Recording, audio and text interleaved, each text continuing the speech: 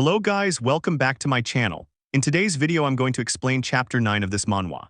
In last chapter, our corporate strategist Jo Hwi and his martial arts nerd brother arrived in the bustling city of Hefei. But the festive mood was shattered instantly when his older brother picked a direct fight with members of the highly influential Yeagle family, completely losing his temper over historical rumors. In chapter 9, we see the hilarious aftermath of that street confrontation, the extreme difficulty of corporate networking in the Murim world, and a terrifyingly literal spiritual body upgrade that costs a whole lot more than money. Let's jump right into it. The chapter picks up right in the middle of the crowded festival square. The elite Yeagle family members are glaring down at Jo Hwi's brother, but the older brother absolutely refuses to back down, yelling that he is a devoted reader of the martial arts Windstorm Journal. He aggressively argues that the story everyone believes is a total lie. He claims that when the legendary Heavenly Sword warrior returned to his clan after going missing for a year and a half, his entire physical body was completely covered in terrifying red palm prints. He boldly accuses the revered master of being the actual heavenly blood plunderer, insisting that everyone in the Anhui province secretly knows the truth. Jo Hwi watches this unfold in absolute psychological horror. While he appreciates his brother's intense passion, his internal monologue is screaming. No, hold on, your opponent is the literal Yeagle clan, you idiot. That is a major regional superpower. The Yeagle martial artists scoff, firing back with their own counter-evidence. They state that when those false rumors initially leaked, their master personally invited a top-tier martial authority named Changchen Jumhyok to his house to fact-check the claims, and it was the Namgung clan who panicked and refused the invitation. The historical debate goes back and forth until the Yeagle representative's eye turns dangerous. He steps forward, reminding the crowd that a man's words carry heavy physical responsibilities, preparing to draw blood for the insult. Before a deadly fight breaks out, Jo Hwi springs into action. He leaps forward, slams his hand firmly over his brother's mouth to muffle his angry shouting, and begins bowing frantically to the Yeagle swordsman. He loudly announces to the crowd that his brother is a certified imbecile who has completely lost his mind, begging everyone to ignore the madman. He quickly drags his squirming brother away from the square, telling him they need to go home immediately, successfully de-escalating a deadly political crisis through pure comedic humiliation. Later that evening, the brothers are safely inside a private room at an inn. Jo Hwi completely unloads on his brother, blasting him for breaking his solemn vow to remain silent and keep a low profile. He points out that they are in the middle of a massive market filled with dangerous eyes, and asks if he wants to be cut off financially and sent straight back home. His brother shrinks back, sweating profusely and muttering that if he takes things this seriously, he might just get promoted to a Murim leader. Jo Hwi holds his head, groaning that this man is going to drive him insane. Thankfully, their bickering is interrupted when they meet up with a familiar face, the young master of the powerful Fire Dragon merchant group.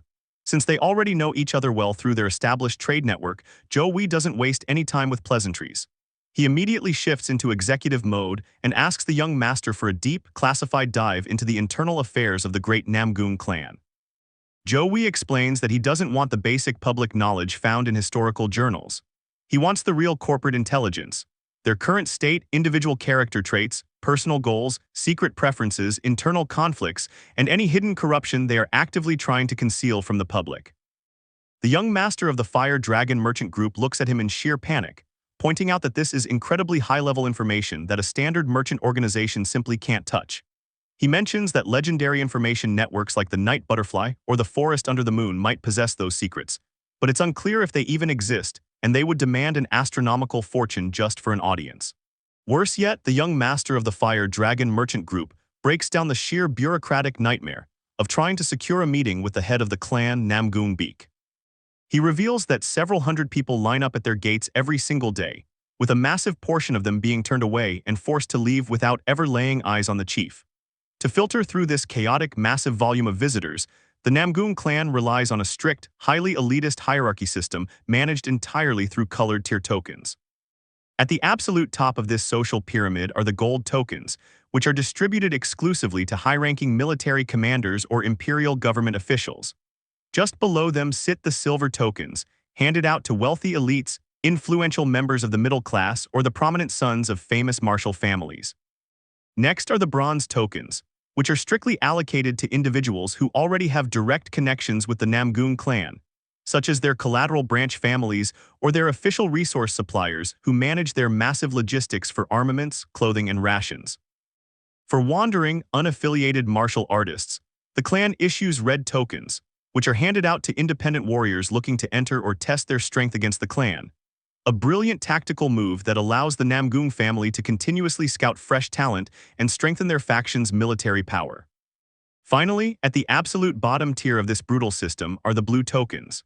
These are relegated to standard merchants trying to close a routine trade deal, desperate solicitors, and small-time outsiders like Jo Hwi who have arrived simply to pitch a deal or ask for corporate sponsorships. Because Jo Hwi's family currently operates a basic regional blacksmith shop, they are strictly categorized as bottom-rung blue token applicants. The young master of the Fire Dragon merchant group sighs heavily, driving home the reality of the situation by warning Jo Hwi that even back when their own merchant group's operations were in peak condition, it took his own father over an entire month of sitting in miserable waiting rooms just to secure a single brief meeting with the patriarch. Jo Hwi thanks him for the incredibly candid briefing, realizing that standard corporate networking and waiting in line isn't going to cut it in this martial arts world. The following morning, his older brother heads out early for his morning practice, leaving Jo Hwi resting alone in bed. The moment the room is silent, the spirit of the ancient sword god, Cho Chen, manifests inside his mind, demanding to know exactly when they are traveling to the legendary sword grave. Jo Hwi complains that the sword grave is located far away at the border separating the Gansu and Shanxi provinces. Traveling across two massive provinces from Anhui would take at least 4 to 5 weeks minimum, and that's assuming they don't run into active regional bandits or suffer a horse injury. He explains that he cannot simply abandon his current business negotiations with the Namgung clan, which could take months to finalize. The sword god gets completely infuriated, telling Jo Hwi he is taking his divine teachings for granted. He yells that regular disciples start training at 5 or 6 years old, while Jo Hwi is already turning 20. At his advanced age, his physical body is rapidly hardening, and his inner spiritual key meridians are closing up fast. The spirit decides he cannot wait any longer and declares a radical force solution. He says, "I shall borrow your body for a moment even if it means using up my energy, so be prepared." Before Jo Hwi can even utter a word of protest, the Yuechin Crimson Jade explodes with a blinding, crackling spiritual light. The ancient spirit violently forces its consciousness into control, temporarily possessing Jo Hwi's physical form. The ghost inspects Jo Hwi's hands, clicking his tongue and scoffing at how pathetic and weak the modern body is. To force a shortcut, the sword god begins violently channeling his own immense, ancient energy directly into Jo Hwi's physical shell, commanding the raw power to expand every single muscle fiber and forcefully rip open his hardened, closed key meridians all at once. A massive shockwave of spiritual pressure erupts inside the bedroom. Jo Hwi watches in absolute psychological horror from inside his own mind as his physical chest and abdomen violently expand, completely shredding his clothing to absolute tatters. In a matter of seconds, his average, soft physique undergoes a terrifying transformation, morphing into an absolute powerhouse of dense, superhuman, shredded muscles. Jo Hwi is initially stunned by the jaw-dropping physical upgrade, staring at his new, godlike physique. But his modern analytical knowledge immediately kicks in, reminding him of a dark law of martial arts lore. He nervously asks the ghost if forcing open locked meridians using raw, unnatural innate Kai permanently drains a person's life force.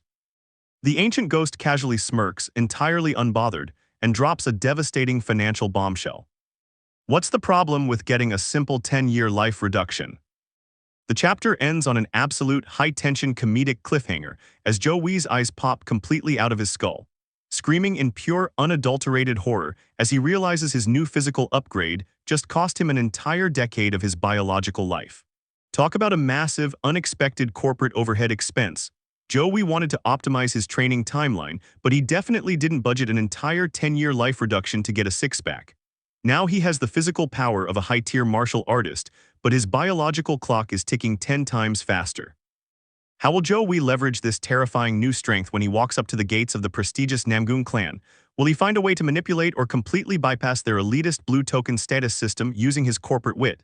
Let me know your thoughts in the comments below, make sure to like and subscribe, and I will see you next time for Chapter 10.